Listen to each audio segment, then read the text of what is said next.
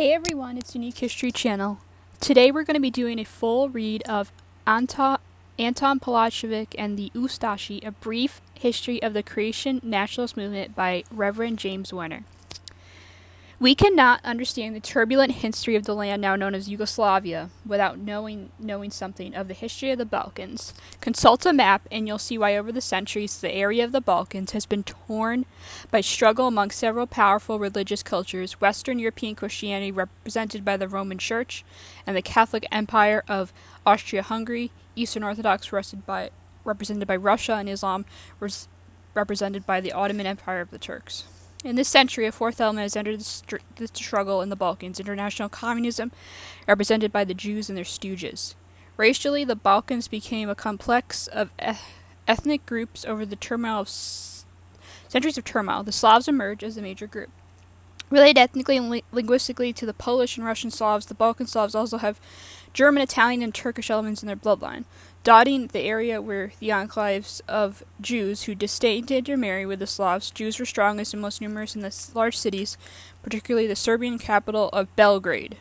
For centuries, the continent faced the threat of the Turkish invasion through the Balkans into Central Europe, the European heartland. Europe's bulk was the Empire of Austria, which sought to form a buffer zone across the Balkan subcontinent from the Adriatic Sea in the west and the Carpathian Mountains in the east.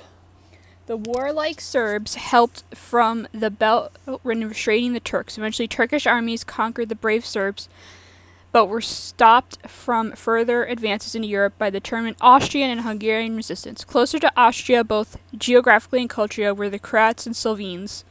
And lying between Serbia in the south and the territory of the Croats and Slovenes in the north was Muslim but pro-Austrian province called Bosnia and Herzegovina.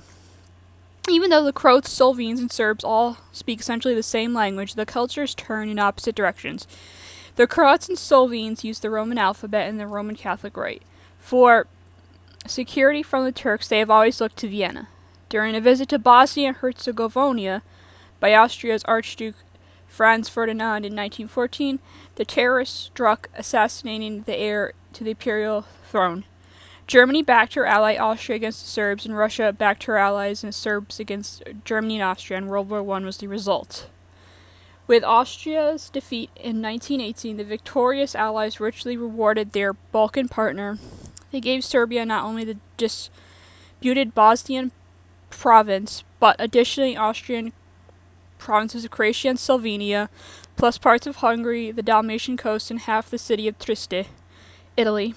Serbia's partners in the new Union of Yugoslavia were resentful and unhappy with the arrangement. Having a population of nearly 8 million, the Serbs greatly outnumbered the other groups dominated the government from the country from Belgrade. Most resentful were the 4 million Croatians. This profound pro-Western people has been the closest to self-sufficiency of the Austrian Balkan provinces, thanks to the Croatian factories, the thriving port cities on the Adriatic, and the rich farmlands. Now they found themselves in the shadow of the Serbs, whose religious rites, alphabet, seemed alien and Eastern to the Croats. When other nationalities started claiming for independence from Serbia, the Serbs first tried to silence dissent by assassinating the Croat leader Radic in 1928, then a year later self-proclaimed dictatorship under King Alexander. Robbed of any effective voice in government and sick of the artificial tyranny Union of Yugoslavia, the Croatians took action to allow each ethnic group an independent statehood. A band of Croatian patriots went to Italy and formed a liberation army called the Ustashi, which meant rebel. Dr. Anton Pavelic became the leader. As emblems of his movements, Pavelic chose 4 symbols: the letter U, a bursting grenade, and a trifold cross uniting the tails of the 3 arrows, and the checker of the board of Croatia. The Ustashi was financed by Mussolini and Admiral Horthy of Hungary, 2 militant anti-communists. The group carried on agitation for independence inside Yugoslavia, borrowing a tactic from the Serbians arranged for the assassination of hated King Alexander in 1934. With the outbreak of World War II in Western Europe, the government in Belgrade realized that the war between the Axis and the USSR could not be far off, and that left to itself, Yugoslavia might explode into civil war between Croats and Serbs at any time, and therefore on March 25th, 1941, Yugoslavia joined the Axis. But 2 days later, Serbian military officials, goaded by Jewish leftists, overthrow the government, broke with the Axis, and soon signed the non-aggression pact with the USSR. Peter, son of Alexander II, was put on throne as a puppet of the leftists. Hitler was in a quandary. Plans called for German army to seize Moscow before the onset of the fierce Russian winter. Yet, Germany's friends and potential allies in Yugoslavia faced destruction by leftists in Belgrade. Hitler made his fateful decision to delay the move against the USSR a few weeks to spread aid across the rights of Yugoslavia. German troops crossed the Yugoslav border on April 6, 1941, and by April 18th, the leftist government had capitulated. The Germans were welcomed in Zagreb, the capital of Croatia, by throngs of flag-waving Croatians looked on as liberators. Colonel Salva Katimic, an Ustashi leader, went onto radio to announce the foundation of the independent state of Croatia, Hrvatska. When the new government was installed, the Croatian Catholic press gave it full support. The paper Nihilya rejoiced that God directs the destiny of the nations and controls the hearts of the beings, has given us Anton Pavelic and moved the leader of a friendly and allied people, Adolf Hitler, to use his victorious troops to diverse our oppressors and enable us to create the independent state of Croatia. Glory be to God, our gratitude to Adolf Hitler, and infinite loyalty to our leader Anton Pavelic. Croatian independence was recognized once and all by the Axis state, and in turn Croatia joined the Axis and declared war on Russia. Laws were enacted to break the power of communist-led Serbia and their allies, the Jews. Within Serbia, an anti-communist government took over and also passed laws against Jews and communists.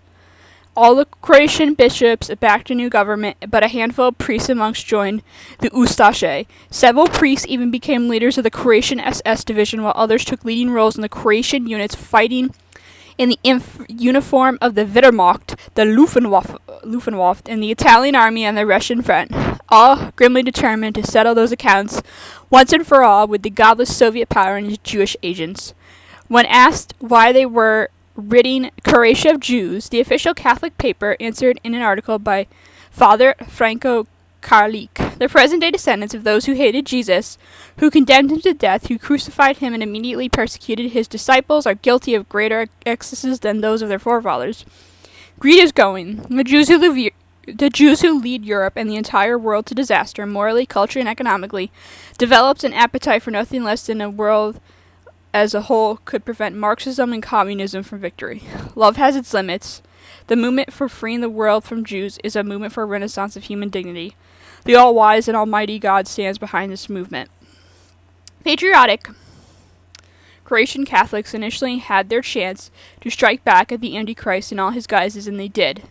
The Croatians' armed resistance to communism and its agents soon broke into bloody fighting as the Yugoslav communists, led by turncoat Croatian Tito, organized partisan bands in the mountains, throughout the countryside, and on the Russian front. The weight of the Russian manpower, armed by Roosevelt and financed by world Jewry, gradually overcame the axis of the Germans, Austrians, Croats, Slovakians, Hungarians, Bulgarians, Romanians, Ukrainians, Finns, and a dozen other national units. As the Red Tide moved into the Balkans, the Croatian leaders prepared to leave their homeland to continue the fight for national freedom from the bases outside the country. Croatians in all parts of the world formed liberation groups to free their homeland from communist rule. On May 5th, 1945, members of the Ustashi, the Croatian militia, government officials, and 500 priests all headed for Austria, with the last German troops leaving Croatia. Pavelic made his way through Austria and eventually reaching Argentina and finally Spain. The great Croatian patriot died in Madrid on December 26, 1959. Thank you.